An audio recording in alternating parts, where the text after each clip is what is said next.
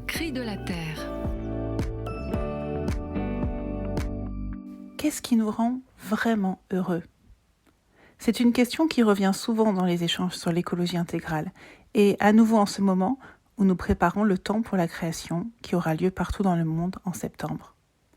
Il y a la crise climatique, de la biodiversité, sociale, et tout ce qu'il faut faire. Et tout de suite après la prise de conscience, vient cette question. Que peut-on faire ?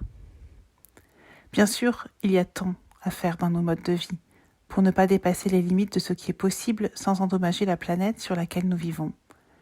Des toutes petites choses parfois. Partir en pique-nique avec de la vaisselle qu'on peut laver, s'arranger avec un voisin pour covoiturer, renoncer à cet achat qui nous fait envie, mais dont on n'a pas vraiment besoin. Bien sûr, il y a les renoncements, petits ou grands parfois.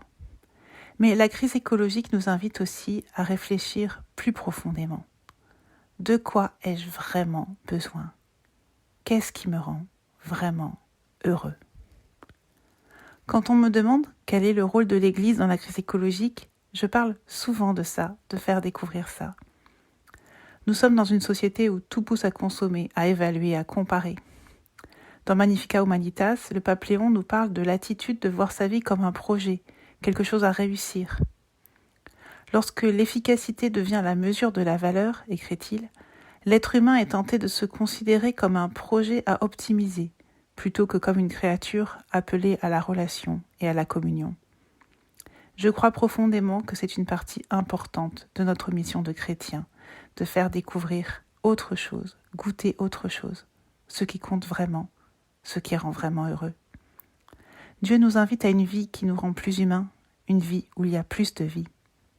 Pour ce temps pour la création, j'aimerais vous inviter à créer des lieux, des endroits où goûter ce bonheur-là, le bonheur d'être ensemble, le bonheur qui remplit le cœur. Remettre du sens dans ce qu'on fait, dans ce qu'on vit. Ça n'a pas l'air très concret ? Jeudi 11 juin, une visio présentera une foule de pistes pratiques pour le faire, de manière simple et créative. Elle est organisée par l'Alliance du Temps pour la Création. Formidable initiative, je vous en reparlerai. Vous trouverez toutes les infos sur le site Église Verte. Inventons ensemble ces chemins ou invitez les gens à découvrir ce qui rend vraiment heureux.